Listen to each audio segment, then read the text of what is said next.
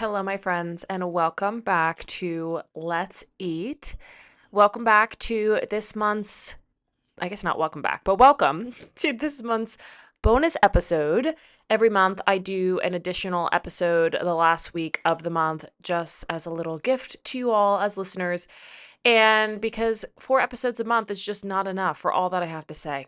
So, this is moderately a selfish decision, but it's also because I have so much value I want to share with you. And so that is why we tack on an additional episode every month. So today we're diving into a very important topic, a topic I really just thought of in the past few days. And I thought this is such a great topic because of how popular of a diagnosis IBS is. And I, being in this work for now, as long as I have seen IBS come to me in a multitude of forms, and I have also uncovered a lot of the root issues on why IBS is a problem in the first place. So we're going to talk about that. We're going to talk about standard care when it comes to IBS and explore some of the most common issues that I see under the surface when it comes to labs.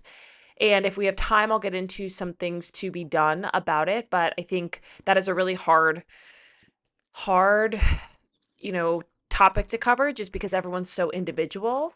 But I most importantly want you to know that there can be something done about it, that you don't have to just exist with IBS for life and deal with, uncertainty in that department. I know, from clients who have shared with me, it's really taken the reins of their lives because they don't know how their digestive system is going to react, whether they're out and about or at their, a meal, or they always feel like they have to be prepared. And, what's so fascinating about that, and we'll get into this, is anxiety is just going to aggravate IBS more. The relationship your stress and anxiety has with your nerve.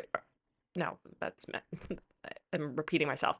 The relationship your nervous system, so stress and anxiety on your nervous system, the relationship that has with your digestion, it is very real. And I'm sure some of you listening probably, or maybe most of you listening probably know, like, yeah, when I get stressed out, I notice my symptoms flare, or, I have been in a position where I have been anxious or stressed out about finding the nearest bathroom or not having access to it or whatever the case is. And then from there, it causes all sorts of symptomology, we'll say. So we're going to talk all about that today. I hope that this brings some validation to your experience. I hope that you learn a little bit, but the moral of this story is you don't have to live this way. I have seen tremendous success stories with so many of my clients using functional labs to uncover what their root issue was and then embarking on a healing process to resolve their issues when at one point in time they were told they'd be on Miralax for the rest of their lives or Metamucil or whatever the case is. And unfortunately, this is what happens, is that inflammation in the GI persists when IBS is present, and then it manifests in lots of other issues. And it's all because of the fact that these issues are band-aided. They're not given the relief and the healing that they're owed, and then it just persists into greater issues. So we'll get into it. Thank you so much for being here. I welcome you back to the table, and let's eat. Welcome to Let's Eat. I'm your host, Emily, certified holistic health coach, functional nutrition expert, and self-proclaimed wellness enthusiast, here to meet you at the intersection of physical and mental health, the space within which we become well.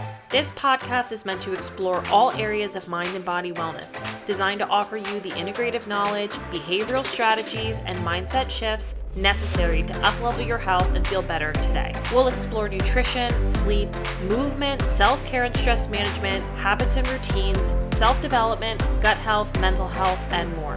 I am so happy that you're here. Welcome to the table. Let's eat. So as always, let's set the scene. So I'm currently sitting at my dining room table.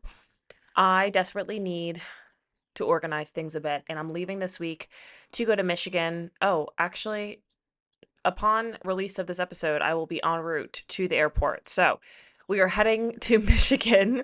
I'm leaving on Thursday morning, and I just need to tidy up around here so that when I come back on Sunday, it's ready for my return. That's like the best feeling when everything's clean, everything's organized. So, my dining room table has largely become my office. I really like to sit here just because my sliding glass door is right next to me, and when Tally's sitting outside, I can obviously see her and watch her because she's just cute sitting outside. But my door is wide open. So I just like the fresh air. I love my office, but this is just like a nice location, like a nice change of scenery. So that is where I'm currently at. I have my protein latte with me as usual. What else is new? I don't feel that good today. I'm gonna be honest with you. I don't know what I'll feel when this podcast episode releases. I woke up last night and was like super nauseous, and for whatever reason today I'm just not feeling myself. So I'm hoping nothing is brewing here and it passes and yeah, but it's very infrequent nowadays that I get sick or don't feel my best. And so when I don't feel my best, I tend to get really anxious about it because I'm like, well, okay, what's going on? Especially because I'm like, I don't want it to let it stop me from teaching or from my work, which is not the way to look at it. Okay, if my body's asking me for rest, then give it rest. But with travel in the mix, that just already just being stressed out about the traveling and flying by myself and all that, like that just is stressful. So yeah, we'll see what happens. I'm gonna try to sleep it off and hopefully we'll be okay by Thursday. And yesterday was my first or second rather second Yap and Walk of 2026. We had a great turnout and I'm just really excited to see where this goes, especially because there seems to be more interest in other counties in New Jersey. So I am looking to have many steps in the future in summer of 2026 because of these events that just seem to be of interest to a lot of people. So I'm really looking forward to seeing where that goes. If you are a listener in somewhere other than Warren or Hunter County, New Jersey, and you'd like Yap and Walk to visit your county, please reach out. I have one scheduled for Bergen County in the end of May. And so I'm open to any and all requests when it comes to Yap and Walk, New Jersey wide Yap and Walk. Okay, this is becoming more of a thing than I anticipated, but I'm letting it happen. So let me know if you'd like for Yap and Walk to come to you. So that is the current status. I'm excited to get away this weekend. I am a little, like I said, apprehensive about the flying part, but I'm looking forward to spending time with my family. They're all going to be out there. My dad is actually driving out there with his girlfriend. And for those of you who remember, and I think I just talked about this on family dinner this week. But I totaled my car last time I drove out to Michigan. So, as much as I would love to drive, that is traumatizing. So, I'm probably not going to be doing that for some time. It's like a 10-hour, 11-hour drive.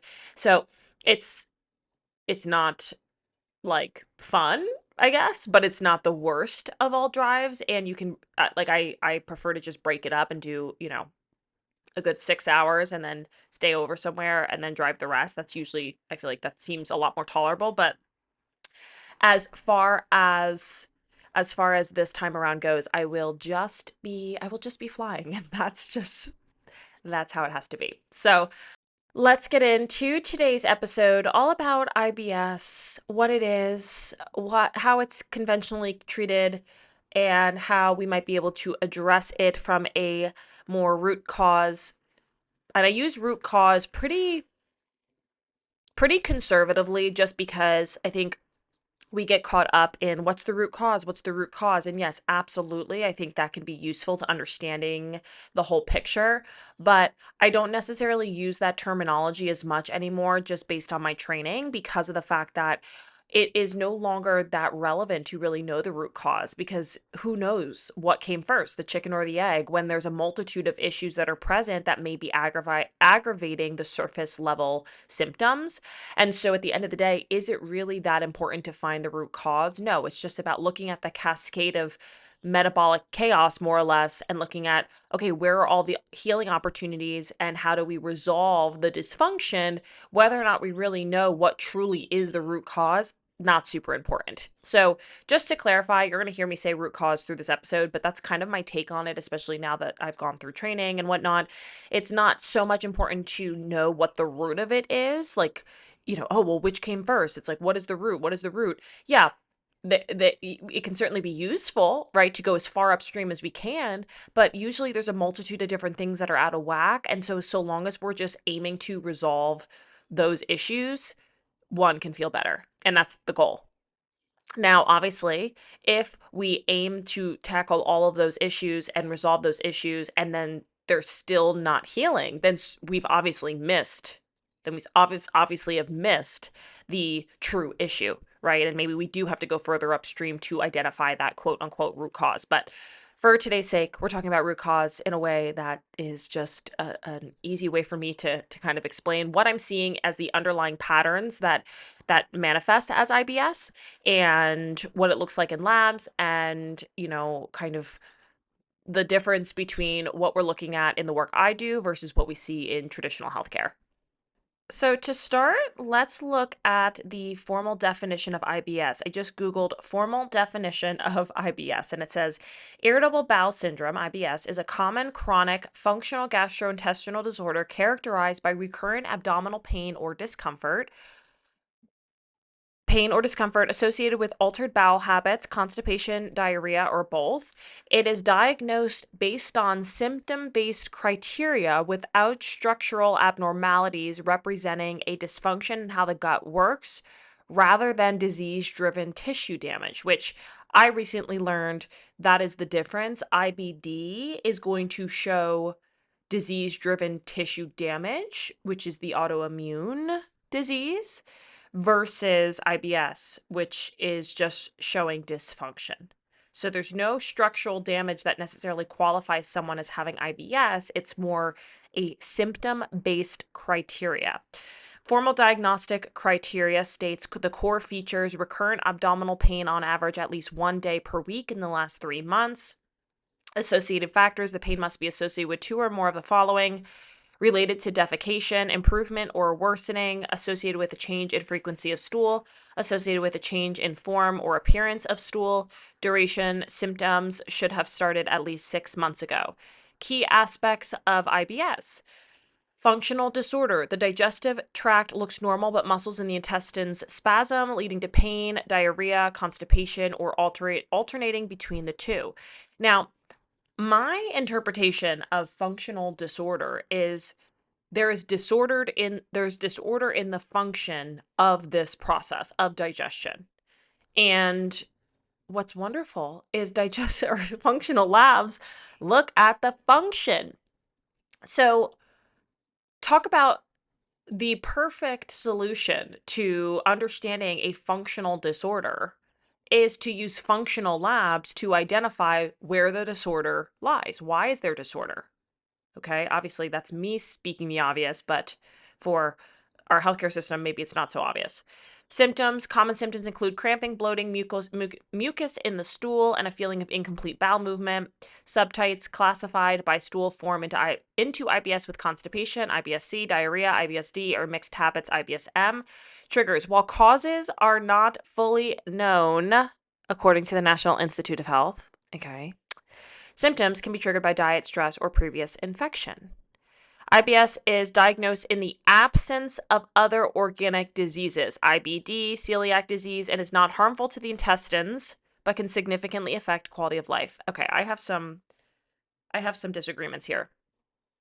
First and foremost, I want to disclaim, as I always do, I'm not a doctor. I'm not medically trained. This is not diagnosis. This is not me, trying to be any of those things or offer any of those things. Okay. This is just my understanding and my background and my knowledge and my education that have led me to these hypotheses or to these conclusions. So please, please remember that.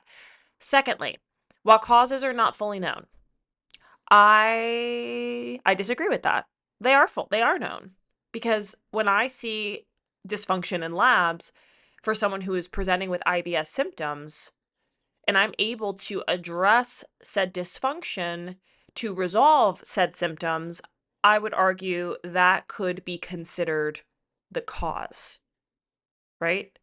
Now, Symptoms can be triggered by diet, stress, or previous infection. I know that there's a lot of, and I've been reading this one book and I'm obsessed with it. I'm almost done with it. All about kind of like the prevalence of having an infection and then developing IBS symptoms. Like somebody travels out of the country, they get some sort of infection, and then they start to, develop these recurrent IBS like symptoms. And sure enough, IBS is present. In my case, infections can look like H. pylori, a parasite, candida, things of that nature. And, it says here diet, stress, or previous infection. So while causes are not fully known, symptoms can be triggered by diet, stress, or previous infections. So to me, that seems like a pretty contradictory statement. While we don't know, we do know that it's triggered by diet, stress, like I said before, stress, or previous infections. So how is it that you don't know, but you know? How is it that you don't fully know, but symptoms can be triggered by diet, stress, or previous infection, which they're stating this correctly and stating that it's symptoms, right? Because when it comes to a syndrome, I'm going to Google this too. Formal definition of a syndrome. This one really gets me. A syndrome is a recognized collection or cluster of symptoms and physical signs that tend to occur together and are associated with a specific condition. I just I just added that word when it wasn't supposed to be there. Are associated with a specific, though sometimes unknown underlying disease, genetic condition, or pathology. Derived from the Greek for running together, it indicates a common pattern of abnormalities.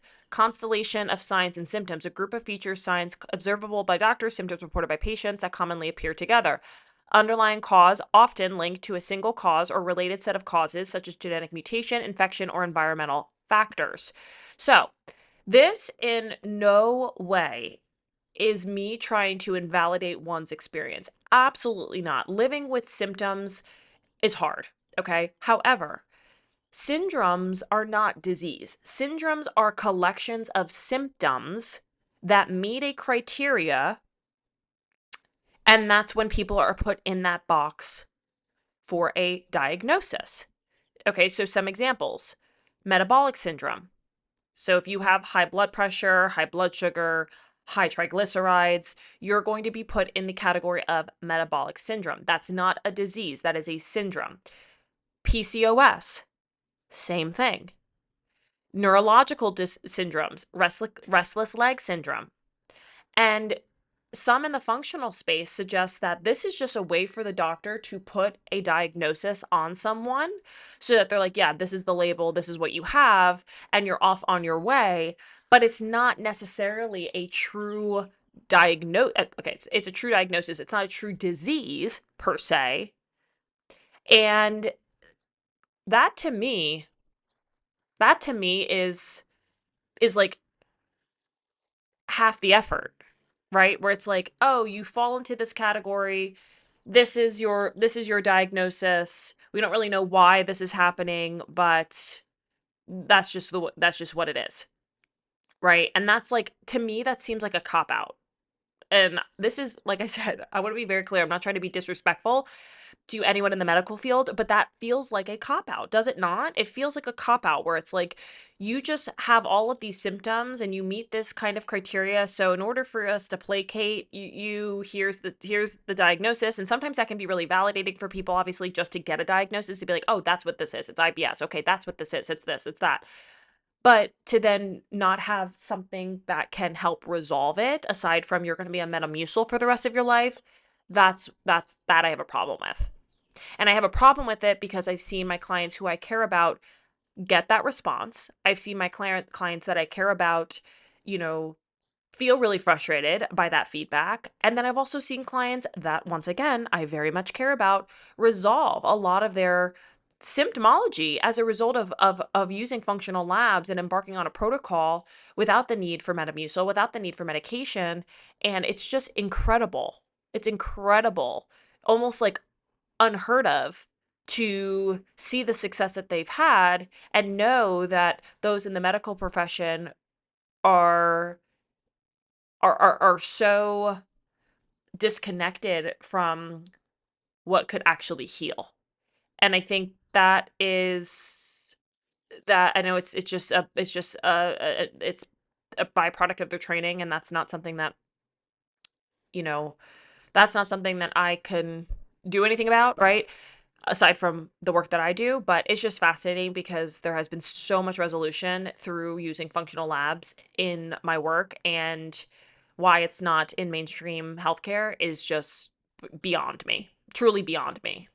So let's quickly get into what are the conventional treatments for IBS. I'm now obviously further along in this episode, so I want to be sure that I don't get ahead of myself here and leave or get too far into this topic and then not leave enough time to actually talk about the root of this episode. So let's get into some of the things that are are commonly suggested for IBS. So Google says, and this is through AI, so it's the putting together all the conventional treatments just based on what is common in our healthcare system. Treatment for IBS can focus on relieving symptoms through dietary changes. Relieving symptoms, friends, there you go. Relieving symptoms, okay? Not getting to the issue, just relieving symptoms, which is important. I'm not about to dismiss symptom management, symptom relief, because that can change someone's life. But to not then go underneath the surface and look at what else is there, that's where we fall short. Relieving symptoms through dietary changes such as low FODMAP diet, lifestyle adjustments, exercise, stress management, and medications. Common approaches include fiber supplements, laxatives for constipation, IBS-C, anti-diarrhea, meds for diarrhea, IBS-D, and antispasmodics for pain. Dietary and lifestyle modifications, low FODMAP, reducing fermentable carbohydrates that trigger symptoms. Now, when it comes to, and I'm just going to give you my 2 cents on all of these, when it comes to any kind of low histamine, low FODMAP, low oxalate, low residue, low whatever, right? When it comes to any of these, with the exception of a few, the goal is not to be on these things forever. The goal is not to be on a low FODMAP diet forever, because that is symptom management in disguise. Oh, I just cut out all of these FODMAP foods and, now my symptoms are better. Okay, but like you omitting all of those foods is probably going to do your body more harm down the road than it is to just eliminate it for the sake of symptom relief and then figure out what in the world is going on. And this is how I feel about a lot of these, kind of low fill in the blank diets is you kind of have to weigh out the cost and the benefit. If you're on a low histamine diet or, uh, anti-candida diet or whatever the case is long term, that is not necessarily going to get to the root issue, right? Because you're just pulling back on whatever it is that is aggravating your symptomology, but you're also depriving yourself of probably some pretty nutrient dense and healthy foods. I think about the low histamine diet, which is something that I come across a lot with clients, and my clients are, foregoing things like avocado and strawberries and raspberries, which inherently are incredibly nutritious, fermented foods, inherently very nutritious. But because they're symptomatic in response to them, okay, we pull them back for a little while, but I want to get those things back into their diets as soon as I can because of how nutrient dense they are. So just remember that if you're getting guidance from a provider that you should be going low FODMAP or whatever the case is, yes, absolutely. If that brings you relief, wonderful. I'm going to do whatever I can in my work to help clients find relief ASAP. But that is 30% of the journey. There's so much more that needs to be done thereafter. Next, it says dietary changes. So increasing fiber intake, avoiding trigger foods, and eating smaller, more frequent meals. Certainly, those can all be great. Trigger foods, definitely. I think for people who are more aggravated by things like caffeine or spicy foods or whatever the case is, that can be useful. And I always recommend if there are things that cause you overt digestive distress, that is not what we don't call that a hidden stressor. The role of labs is to identify hidden stressors. And so when I have spicy foods, my stomach is not okay, just avoid spicy foods. You're putting yourself into this inflammatory state, causing symptoms, causing discomfort. Stop doing that to yourself. Okay? Just stop doing that to yourself and omit it for the time being so that the body is in a better position to heal. Now, medications for IBS-C, constipation, laxatives, so fiber supplements like psyllium husk, and osmotic laxatives like polyethylene glycol, otherwise known as Marilax. Medications like lubiprostone and linaclotide. These are this is the best pronunciation you're going to get. Increases fluid secretion in the gut to ease constipation. And then tenepanor for reducing abdominal pain and increasing stool motility. Okay, so medications for IBS-C is really just getting things moving along, drawing more water into the colon to help with motility. Medications for IBS-D: Imodium to manage diarrhea, bile acid binders, antibiotics. Ooh, antibiotics for reducing bloating and diarrhea, specific drugs for severe symptoms. So they listed a few of the name brands, but just to kind of rattle these off. Other treatments: antispasmodics, medicines like peppermint oil, love a good peppermint oil, or dicyclamine to reduce abdominal cramps, antidepressants, low-dose tricyclic antidepressants or SSRIs can reduce pain by affecting the gut-brain axis. I do understand that suggestion. I think a lot of times people get confused. Why are you prescribing me an antidepressant for my IBS? But that's actually a very common approach. I had to step away for a second there. I am in the midst of packing, and I have two of Lou's toys in a container in my closet, and I had to take down that container to get to my suitcase. And Tally just walked by with one of her toys, and I don't want her to have it because she's going to rip it up, and I want to keep these toys. I don't know what I'm going to do with them, but I don't want her to, I see it, and she's already kind of torn it a little. And I think she's walking back now to get the other one. I bet you she'll walk right by me right now with the second one. But I feel badly, but like, girl, these are your sisters, and I don't want you to tear them up. So I'm sorry, I have to confiscate this from you. Oh, here she comes. She's He has the second one. I'll stand by. Let me go confiscate this. She's probably now mad at me, but I had to do it. I'm sorry. I don't know what I'm gonna do with these toys, but I don't want Tally to have them because she's gonna rip them up, and that will make me so sad because they were Lou's favorite toys. So, anyways, antidepressants very commonly used in treatment. And then psychological therapies: gut-directed hypnotherapy or cognitive behavioral therapy. Cognitive behavioral therapy was something that I used a lot as a therapist, and so I'm happy to hear that there is more of like that mind body approach to IBS. I think that's really, really cool.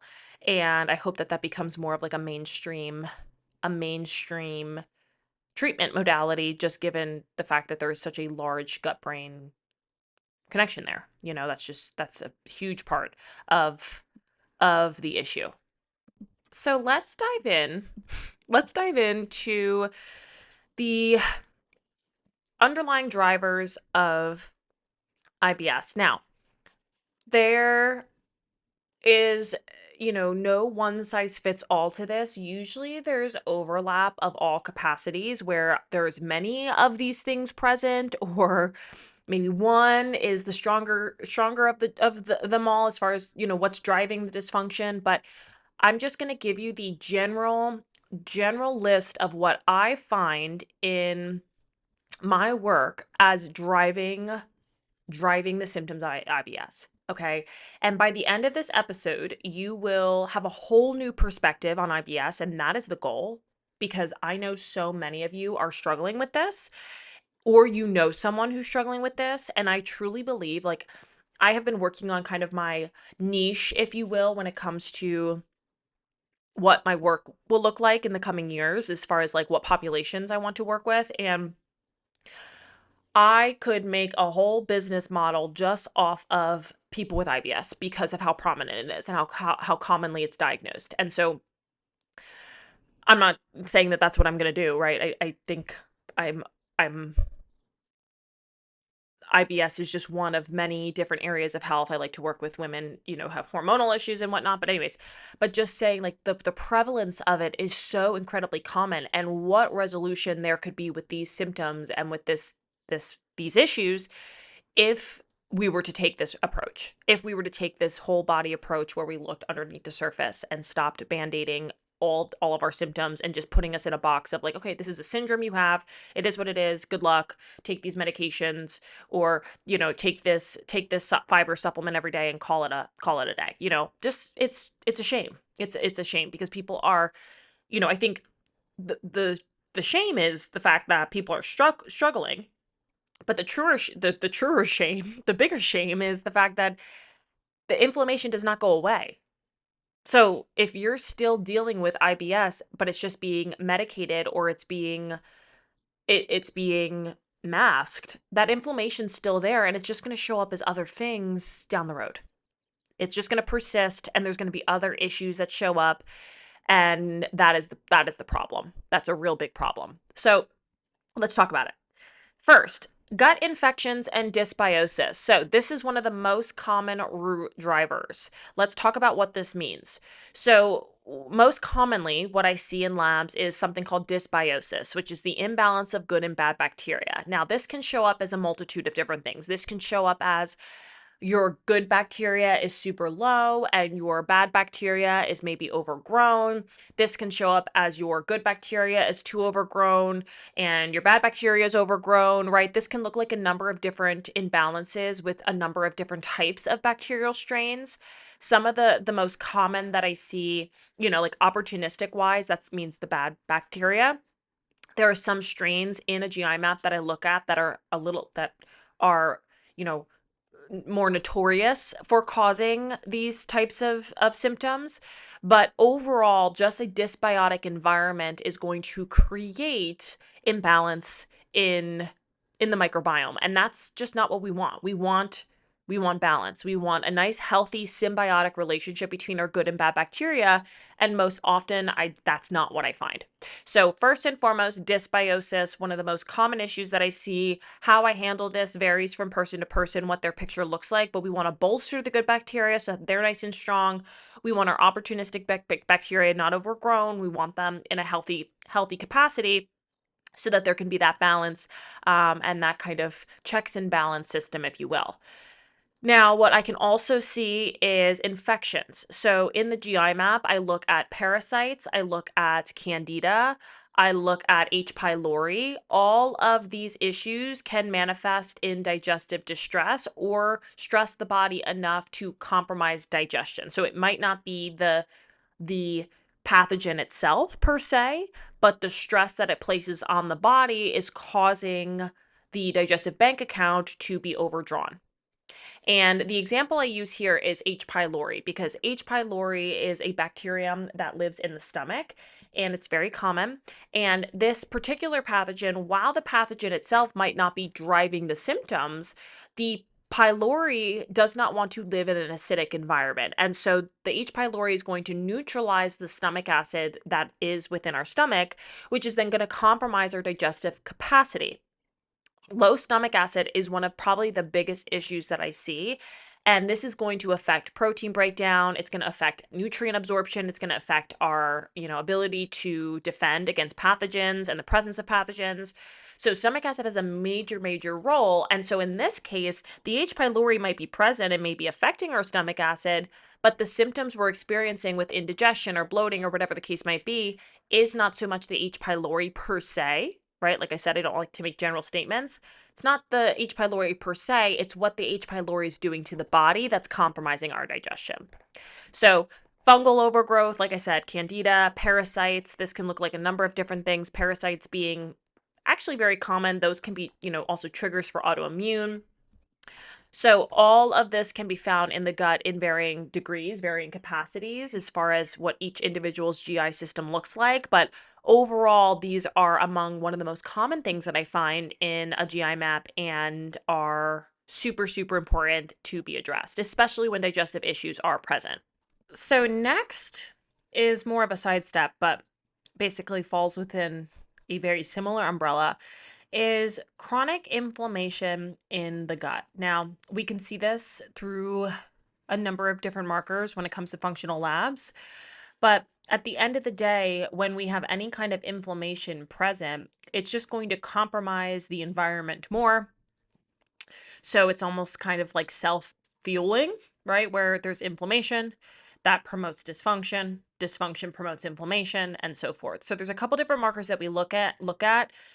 In particular, the marker calprotectin is one of the most common markers that I use to identify presence of inflammation. But if there's any level of dysfunction present in the gut, we can assume to some degree that there is inflammation present. And what happens is when there is inflammation in the gut and the gut is leaky, which we'll get to, that's then going to make you more vulnerable to systemic inflammation, which is why a leaky gut underlies a lot of issues, both non-digestive and digestive. So that is another example. When the gut is dysfunctional, when there is pathogenic presence, when there are a lot of foods that are coming in that are inflammatory. For example, I have a client, she completed her labs. I got her GI map results back in, and her markers, her inflammatory markers, her immune markers were off the charts. And I know that's a saying, but they were literally off the charts. They were well above reference range, both for her immune marker, two of her immune markers, her GI inflammation marker, and her marker that shows her level of sensitivity to gluten. So I discussed this with her before going over the rest of her results, because that's my responsibility. Is if there's anything that seems particularly abnormal, it's my job to touch base with the client and say, hey, this is what I'm seeing. It might be worthwhile to touch base with your GI doctor or your doctor just before we proceed to be sure that you're cleared. And so she did.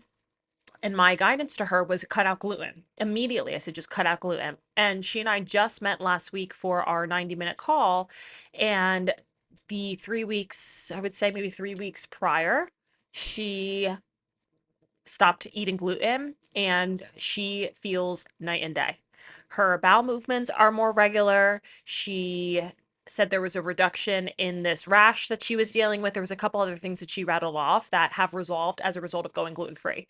So now she's just getting started on her formal protocol. But at this point, so much of her issues have resolved. It's just amazing that just from that one lab result or a couple lab results, we were able to see, holy cow, look how much relief she's finding just as a result of going gluten free. Now, I will follow that up and saying that yes, going gluten free is great, but I'm really cautious when advice is given around just cutting out gluten or cutting out dairy or whatever the case is, without then following up with healing on the other side.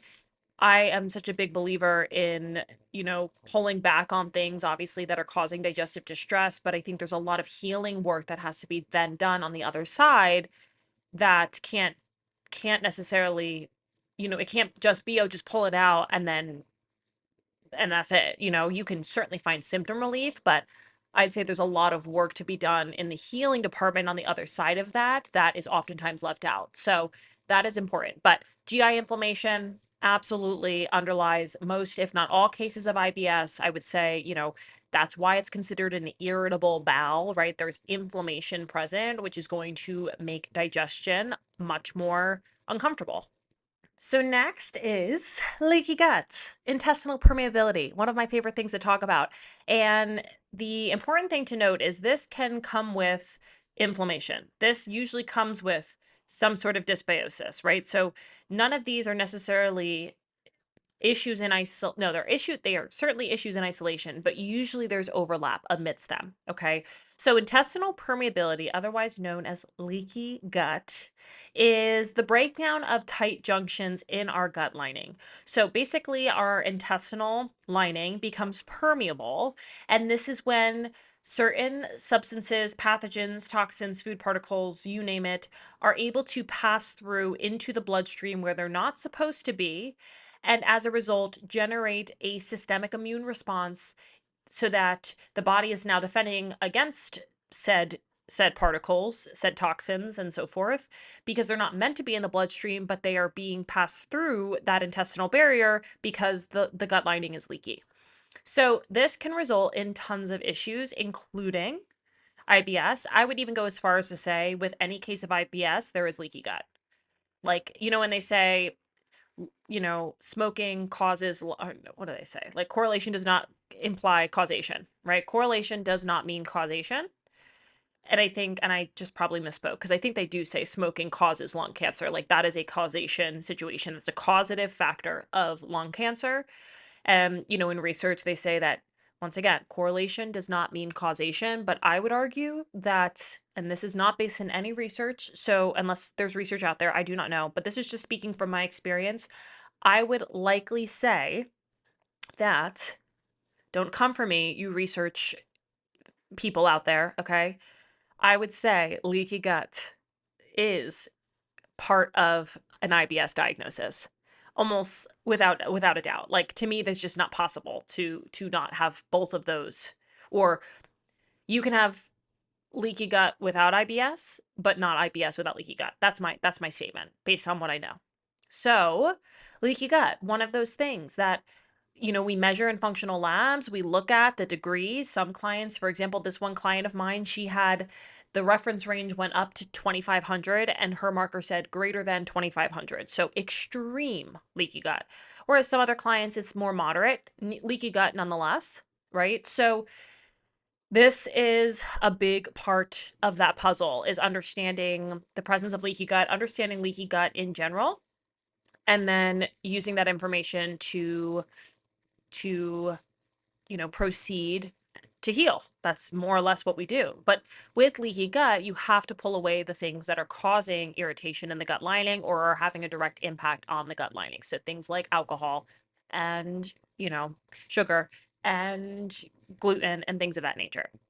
Next is digestive insufficiency. Now, I would argue this is one of the biggest issues that I see in labs.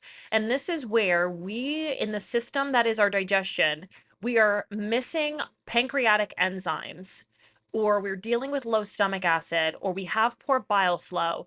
And that is then manifesting in our digestive habits and our digestive symptoms. And what I mean by this is when we're looking at labs and we're looking at digestion as a whole, there are many different steps in the digestive process. Digestion starts in our brain and it ends in our colon. So when we're looking through labs, while digestive issues are kind of like the umbrella under which a lot of my clients fall, how their digestive issues manifest, or rather the reversed, what is going on in their digestion, right? The dysfunction that is in their digestion, it will vary based on the fact that digestion is a multi-step process. And so where in the midst of that process are things going wrong? I would say most cases it's many different spots. Okay, it's not just one spot and it's like, oh, that's it. That's where we need to target, right? But in most cases it's a multi location situation. So like I said, there's stomach acid issues. A lot of times this is due to chronic stress. This is due to H. pylori. Low pancreatic enzymes, same thing. We can see, digestive insufficiency, pancreatic enzyme insufficiency. This is where the pancreas is not releasing adequate enzymes, and so that's causing that maldigestion. Poor bile flow. Bile is super important for fat digestion. It's also really important for pathogen clearance. So that can also be compromised. So understanding how multi-step and multifaceted our digestive system is really lends a hand to, this is super individual. Every single person is going to have a different picture. And so that's why it's so important to get the specific data from your labs individually to really clarify what does my picture look like in comparison to the next guy. So another big piece to the puzzle is nervous system dysregulation or any kind of HPA axis dysfunction. Now, usually this is tied into some of the other issues that I mentioned, because anything in this department is going to create what we call a weakened host, which is then going to create an environment where the issues that I listed before can proceed, right? Can develop, can evolve. And so I try to be very clear that it's, like I said at the beginning of the episode, it's less about the root causes, because some might argue some of these are not root causes. Some of these are results of the root cause. And that's where things get tricky, because you're asking what the upstream influences that then caused all these downstream effects. But nonetheless, they're all tied in. They're all relevant to the whole picture. So, in this case, any kind of nervous system dysregulation really lends its hand to that gut brain axis that we talked about. Being under chronic stress, the gut is like the first place that is going to take a hit from stress. And this can create intestinal permeability, which is then going to drive what we said before, that leaky gut piece. Now, there's also an interesting piece here as well when it comes to stress just impairing digestion. We know if you think about this, like from a, like an evolutionary standpoint, I mean, just in general, if the body is perceiving that it is at risk of death or at risk of threatened survival or its safety, we'll call it, its safety is at stake, it is going to downregulate all of the other systems that are not important in that moment. One of which being your digestion. Your digestion is not important when you are in the midst of danger, right? The body's not like, oh yeah, let me go digest lunch while there's a lion or a tiger or a bear coming my way, right? And so that's important to remember that the body in modern day doesn't have the ability to decipher between what is an actual threat or what is just me getting stressed out by the traffic I'm sitting in or by the work email that I just got. So we have to remember how sensitive the body is from a biological standpoint, where the fight or flight response, or that, sympathetic state that was meant to keep us safe and still is meant to keep us safe many, many, many, many years ago, is now being triggered in a chronic way, which is compromising our digestion beyond, because of the fact that the body is now down regulating our digestive capacity in the midst of what is interpreted as a stressor, and it's not going away. It's just chronic. And that's the difference. Is an acute distress response or acute stress response is healthy because it's going to keep you safe. It's going to trigger that adrenaline. It's going to keep you in a position to fight or run away from whatever the threat is. But when it comes to something that's chronic, we are not wired to handle that. And in today's day and age, that is exactly what's taking place. So important that we're considerate of this. I I would say this is one of the hardest things for people to nail down, because a lot of us have just learned to live in a state of chronic fight or flight. We also have to consider the role of trauma and how trauma perpetuates this state. So there's a lot of factors that influence this. And a lot of us have just normalized living in a state of chronic stress that we don't even realize that we're living in it. And that's just creating all sorts of issues. And it's become our normal, right? Where it just fuels itself, where like I said at the beginning of the episode, we become stressed about our digestion because we're like, what is our digestion going to do? And then because of that, that impairs our digestion, right? And then it just turns into this vicious cycle. Then our digestive distress causes us anxiety because now I'm in a public place, or now I don't know what my stomach's going to do, or now I'm stressed out about, about all, you see how that happens. It's a cycle. So super important that we are cognizant of this in the midst of our healing. And if you are someone who struggles with IBS, my guess is that's part of the reason why you might be listening to this episode. I would encourage you not only to look at the physiological aspects of the gut lining, about the microbiome, about, all of these kind of underlying more like physical issues, and then also look at the nervous system piece as well, because it goes hand in hand. So some of the issues that I see accompany this these examples, it's kind of like a fine line when it comes to, is it a root cause, or is it just, does it just correlate with these problems? But just to be sure I'm covering all my bases, I want to kind of go over some of the other issues that I see alongside these common issues that tend to underlie what I find in labs.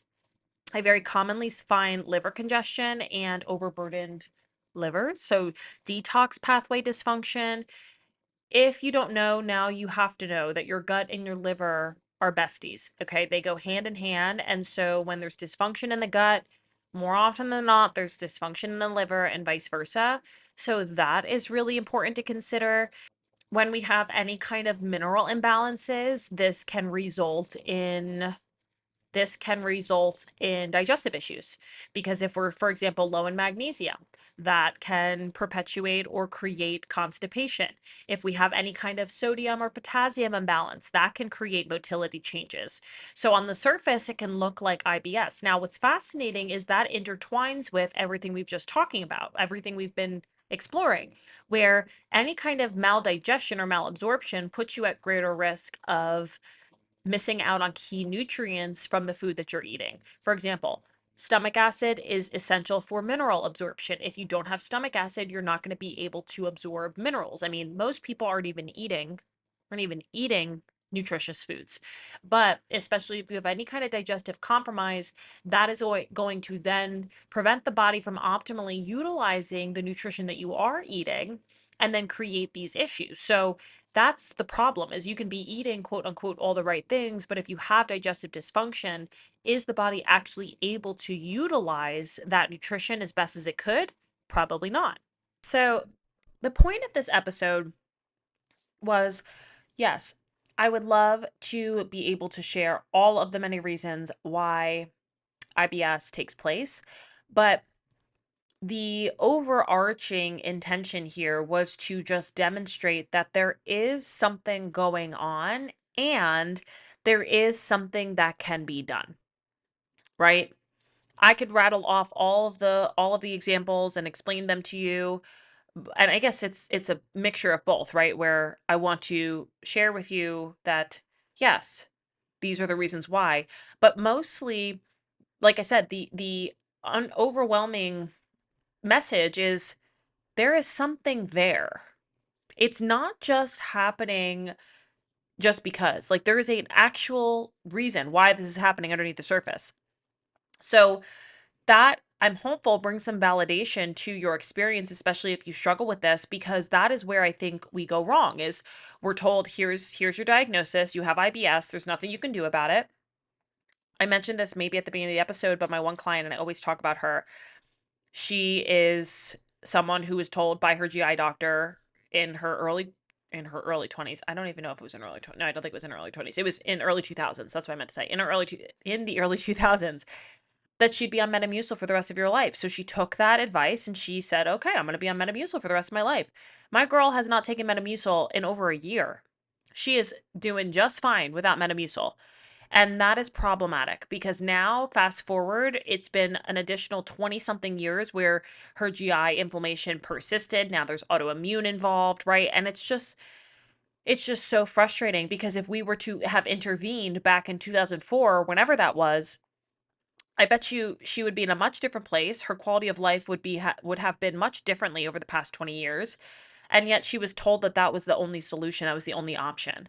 And it drives me up a wall. And this is not exclusive to IBS. This is any GI issue, is how limited we are in terms of our healthcare system around addressing the actual underlying issue and how much can actually be done if you are to take things a bit further. So I'll leave you with this. If you are dealing with any kind of GI issue, all right, I'll expand it beyond IBS. So IBS, acid reflux, silent reflux, any kind of diarrhea, constipation, whatever the case might be, cramping, bloating, you have trouble digesting food, certain foods don't agree with you, whatever the case is. Do not stop at, okay, let's give you an endoscopy, let's give you a colonoscopy, or here's this prescription and you're on your way. Look deeper. You owe it to your body, you owe it to your long-term health to look deeper, to resolve the underlying dysfunction that's there. And it's not fair that we're not getting that support from our healthcare professionals so that we can actually resolve the inflammation and actually heal and actually feel better, and not only feel better in the immediate term, of course, but also long term prevent any kind of issues, greater issues from evolving, because that is what unresolved inflammation will do. It will just show up in other places. Oh boy. So that's all I have to say on that. I know we have 55 minutes of me saying stuff on that, but that's how I feel. I'm going to stick to it. I'm going to die on this hill. I will never not die on this hill. I will tell all my clients about it. Anyone who comes to me with GI concerns or GI complaints, I will educate them on this and we'll get to the bottom of it. I am committed to that. Every single person who comes my way, I'm committed to that. So let me know if you have questions. I hope that you enjoyed today's episode. I plan to do more of these in the future regarding other concerns that are very common in our healthcare and common in our, you know, day to day, whether it's like a thyroid thing or a hormone thing or whatever the case is. I want to talk a little bit more about what's underlying a lot of these issues and how to look a step or 2 or 6 deeper to really clarify what might be going on. So thank you so much for being here. I wish you nothing but good digestion and a healthy gut. Let me just say, that is what I'm sending you off with. And until next time, be well.